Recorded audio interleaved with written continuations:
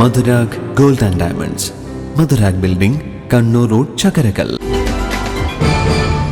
തദ്ദേശ സ്വയംഭരണ സ്ഥാപനങ്ങൾക്കുള്ള ഫണ്ട് വെട്ടിക്കുറച്ച നടപടി തിരുത്തുക തുടങ്ങി വിവിധ ആവശ്യങ്ങൾ ഉന്നയിച്ച UDF സംസ്ഥാന കമ്മിറ്റിയുടെ ആഹ്വാനപ്രകാരം രാപ്പകൽ സമരം ആരംഭിച്ചു.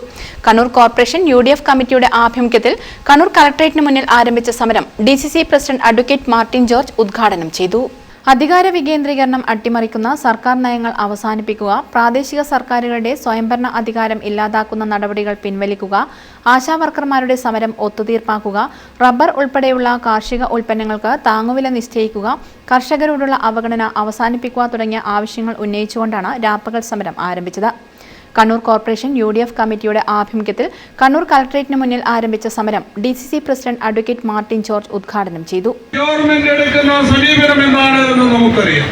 പിണറായി സർക്കാർ വന്നതിന് ശേഷം പദ്ധതി വികസനത്തിൻ്റെതായാലും മെയിൻ്റെനൻസിനായാലും നൽകുന്ന നമുക്കറിയാം, അത് ഏപ്രിൽ, ആഗസ്റ്റ്, ഡിസംബർ മാസങ്ങളിൽ 3 തവണകളായിട്ടാണ് നൽകുന്നത് എന്ന് നമുക്കറിയാം. പക്ഷേ ഈ ഗവൺമെന്റ് രണ്ടാമത്തെ ഗഡു കൊടുക്കുന്നത് ഏത് സമയത്താണ്?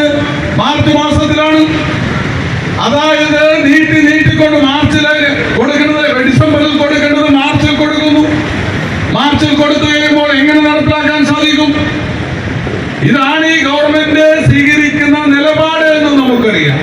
ഗവൺമെന്റിന് തന്നെ അറിയാം, നടപ്പിലാക്കാനുള്ള പ്രയാസങ്ങൾ അറിയാം. പദ്ധതി അനുവദിച്ചിരിക്കുന്ന ഫണ്ട് അത് ഉപയോഗിക്കണമെങ്കിൽ അതിൻ്റെതായ രീതികളുണ്ട്.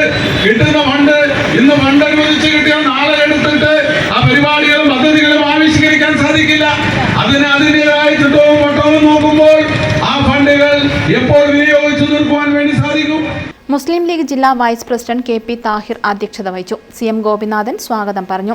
Mayor Muslim Madathil, deputy mayor advocate P Indira, മുൻ മേയർ അഡ്വക്കേറ്റ് TO മോഹനൻ, നേതാക്കളായ VP Sameer, VV Purushothaman, MP Muhammad Ali, advocate Rasheed Kavayi, KK Noushad, Johnson P Thomas തുടങ്ങിയവർ സംസാരിച്ചു. News bureau, Kannur. കരുതലിന്റെ സ്നേഹസ്പർശം AKG memorial cooperative hospital, Kannur.